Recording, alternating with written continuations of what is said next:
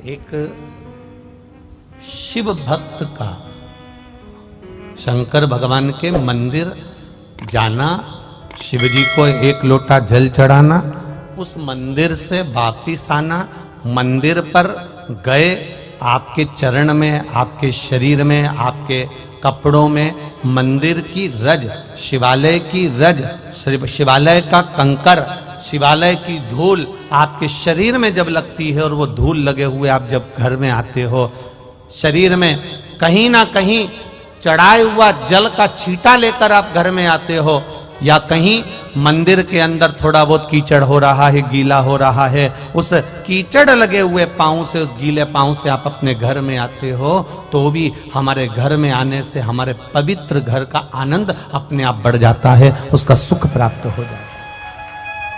कितना सुंदर संवाद एक शिव महापुराण के अंतर्गत।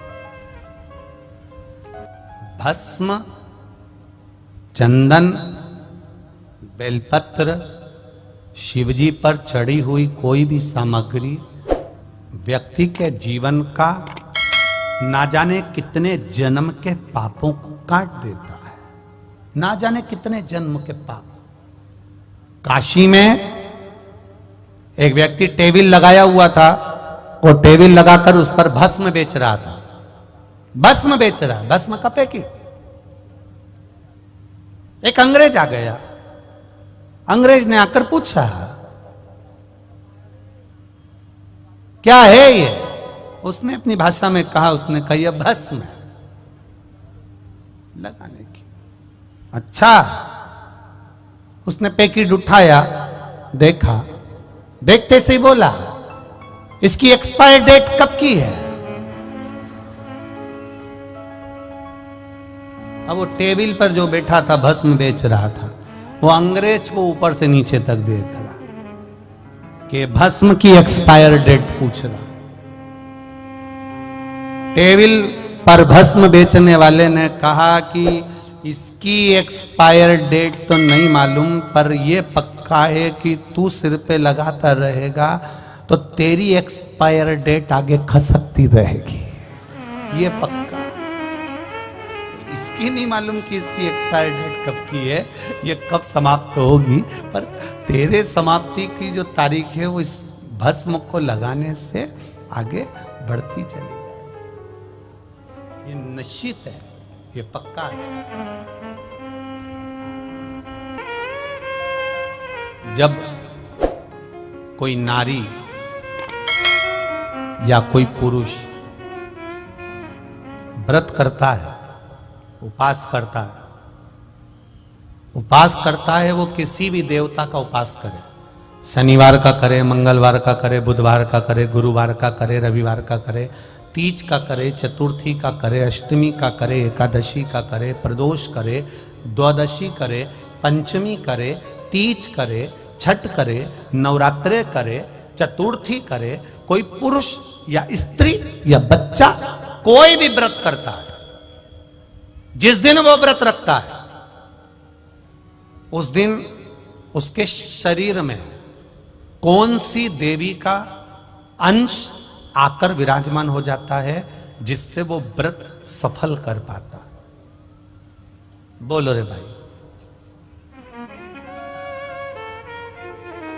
कौन सी देवी का अंश आ जाता है जिससे उसका व्रत, किसी भी व्रत को करे, वो एकादशी करे, द्वादशी करे, प्रदोष करे, सोमवार करे, मंगलवार करे, बुधवार करे, नवरात्रे करे, तीज करे, चतुर्थी करे, छठ करे, प्रदोष करे, दिवाली करे, दशहरा करे, जो व्रत उसको करना है करे, मंगलवार करे, वो कौन सी देवी एक ऐसी होती है, भगवान शंकर की वो कौन सी एक माता, एक देवी ऐसी है जो व्रत करने वाले की तप साधना में साथ देती है और उसकी तप साधना को बढ़ाने का काम करती है। वो केवल एक देवी है, शाकंभरी माता। कौन सी माता है? माता शाकंभरी, केवल एक है जो व्रत साधना तप आराधना करने वाले के साथ हमेशा साथ देने के लिए उसके हृदय में विराजमान होती है, उसके चित्त वृत्ति में बैठी रहती है। भजन का बल पड़ा शाकंभरी, तप साधन। कितना सुंदर कहा है, जो व्रत करता है ना हम तो यहां तक कहते हैं कि अगर कोई कथा सुनने बैठा हुआ है, कथा सुन रहा है, आपको जाना है, आपका शरीर का जरा सा अंश भी चलते समय दूसरे के शरीर को नहीं लगना चाहिए। शिव महापुराण में वर्णन आया है पितरों की 3 कन्याओं का, मेना, धन्या, कला, इन तीनों का वर्णन आया है। पितृलोक में ये तीनों आराम से रह रही थी और सनकादि ऋषि बैठकर तप कर रहे थे, कथा की चर्चा कर रहे थे, सत्संग कर रहे थे। पहले मेना निकल कर गई, फिर धन्या निकल कर गई, फिर कला निकल कर गई, एक के पीछे एक तीनों निकल कर गई। तीनों निकल कर गई, इनका शरीर का लहंगा संत सनकादि ऋषि के जंघा पर पड़ गया। क्रोध आ गया, ऐ मेना, धन्या, कला, मैं तुम्हें श्राप देता हूं कि तुम तीनों मृत्यु लोक में एक साधारण सी स्त्री बनोगी।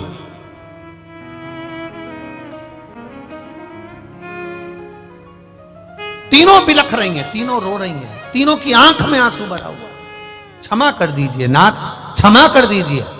सनकादि ऋषियों ने कहा, जब कोई कथा सुनने के लिए बैठता है, सत्संग करने के लिए बैठता है, सदगुरु की शरणागति में बैठता है, मंदिर देवालय में बैठता है, भगवान के भजन में बैठता है, जितनी देर वो भगवान का गुणगान करने बैठता है, उतनी देर तक उसके हृदय में शकंभरी माता का निवास होता है। शकंभरी माता ऐसे अलग से नहीं रहती। जितनी देर वो तप साधना में, भजन में, संकीर्तन में, कीर्तन में, स्मरण में डूबा रहता है, उतनी देर तक शकंभरी उसके अंदर रहती है। जब आपका शरीर जाते जाते उसको लात लगती है, शरीर का अंग लगता है, कोई सामान लगता है, शकंभरी को क्रोध आता है और वो क्रोध उसके मुख से निकलकर तुम्हें श्रापित कर देता है। इसके फल अनुसार तुम्हें तीनों को मृत्यु लोक में जाना पड़ेगा।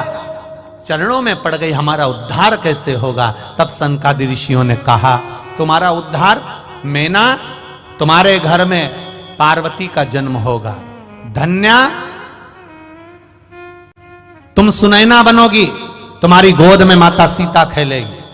कला, तुम कीर्ति बनोगी, तुम्हारी गोद में राधा खेलेगी। ये 3 देवियां जब तुम्हारी गोद में खेलेगी, जगत का कल्याण कर देगी। वो जगत का कल्याण करेगी तो तुम्हारा कल्याण अपने आप हो जाएगा, अपने आप।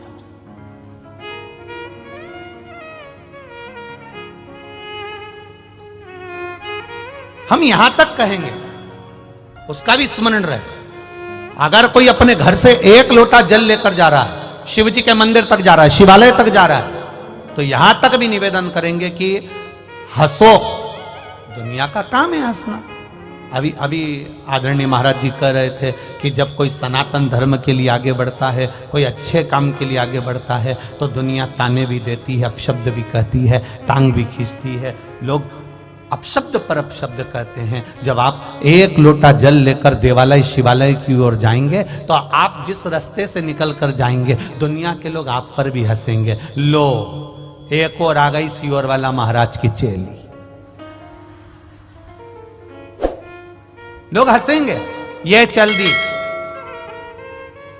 सावित्री बनकर, अनसुईया बनकर। दुनिया के लोग कहेंगे, अपशब्द कहेंगे, आड़ा टेढ़ा कहेंगे, बोलेंगे, पर आग लगे बस्ती में अपन रहो मस्ती। कहे तो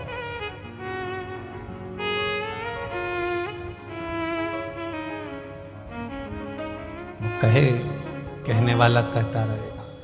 जिस समय पूजन का कोई साहित्य, पूजन का कोई सामान, पूजन की कोई सामग्री हमारे हाथ में रहती है और हम पूजन करने जाते हैं और पूजन कर कर वापस आते हैं, उस व्यक्ति को देखकर अगर कोई दूसरा हंसता भी है तो समझ लो वो अपनी जिंदगी को बर्बाद करने के सीढ़ी पर पांव रख दिया। उसने अपनी जिंदगी की बर्बाद होने वाली सीढ़ी पर पांव रख दिया। क्या उसको बर्बाद हो? निश्चित है। देवव्रत शिव जी के सामने बैठा है, घोर तप कर रहा है, घोर तप, अखंड तप करने में लगा हुआ, और ऐसा अखंड तप देवव्रत कर रहा है। उसको केवल एक चीज मालूम करना है कि मेरी बेटी, जिसको मैं समझा कर रह गया, वो बेटी की दशा कैसी है। तब देवव्रत ने अखंड तप करा। मेरे देव अधिदेव महादेव खुद नहीं आए, मां अंबा नहीं आई, जगदम्बा नहीं आई, शिव जी ने अपने नंदी को भेज दिया। नंदीश्वर जाकर मालूम करो देवव्रत क्या चाहता है, इस देवव्रत को चाहिए क्या, जाओ जरा मालूम करो। जाओ। और महाराज तब साधना का जो बल होता है वो कोई साधारण नहीं होता। दूध में सुगंध गंध नहीं होती,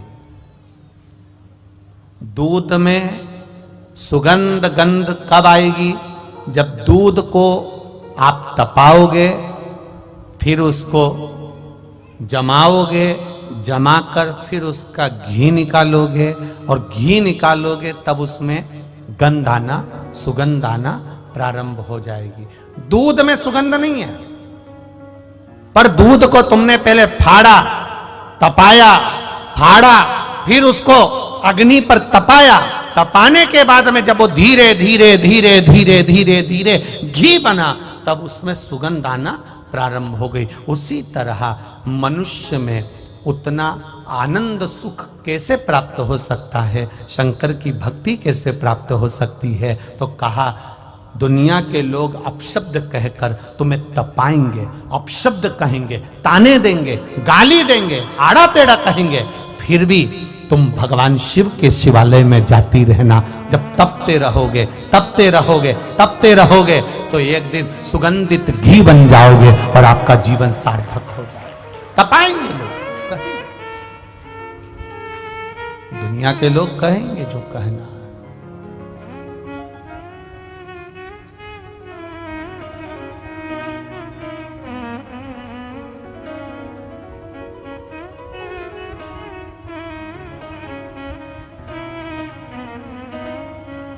और महाराज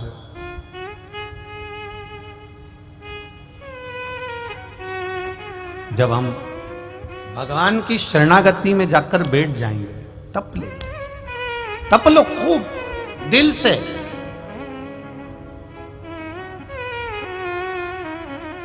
और जिस समय हम तप लिए, सुगंध अपने आप बढ़ती चली जाए, अपने आप बढ़े।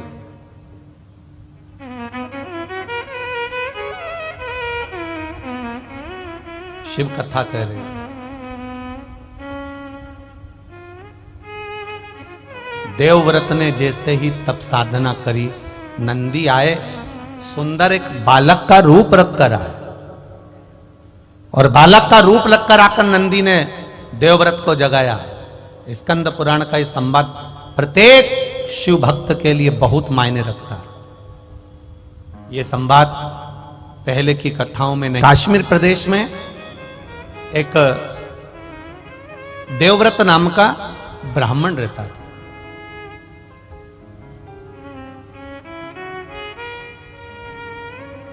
बड़ा धर्मात्मा था, पुण्यात्मा, भजन करना उसका एक आनंद था।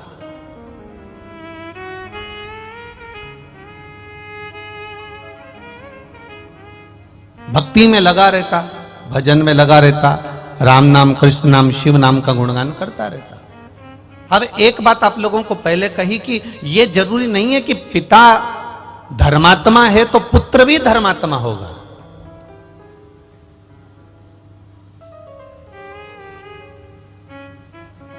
पिता अगर एक श्रेष्ठ वक्ता है तो पुत्र भी श्रेष्ठ वक्ता होगा।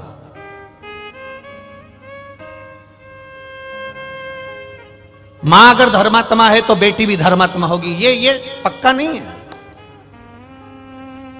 पिता के भाग्य में अगर सुख लिखा है तो बेटे के भाग्य में भी सुख होगा, यह पक्का नहीं है। पिता के भाग्य में हजारों एकड़ जमीन है, बेटे के भाग्य में 1000 एकड़ है कि नहीं, यह पक्का नहीं है।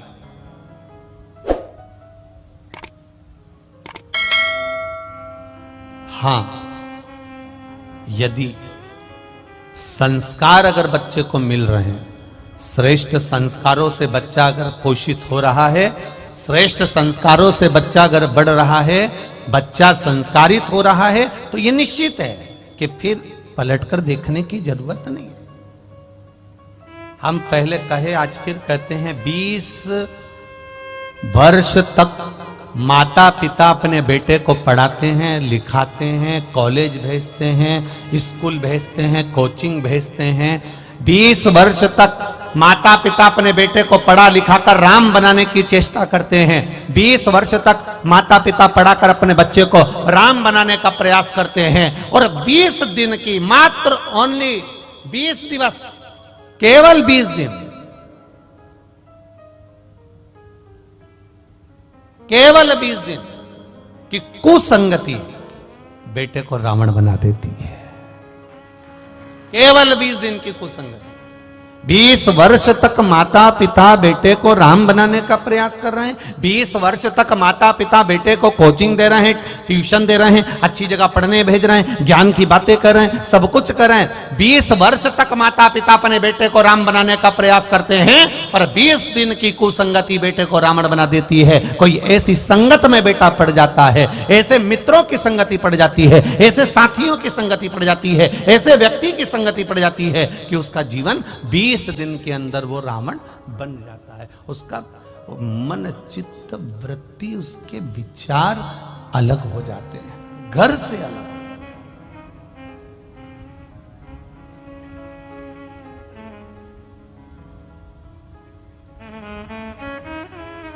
आप अपने बच्चों की आदत डाल दो, शिव जी के मंदिर में जाना है, 1 लोटा जल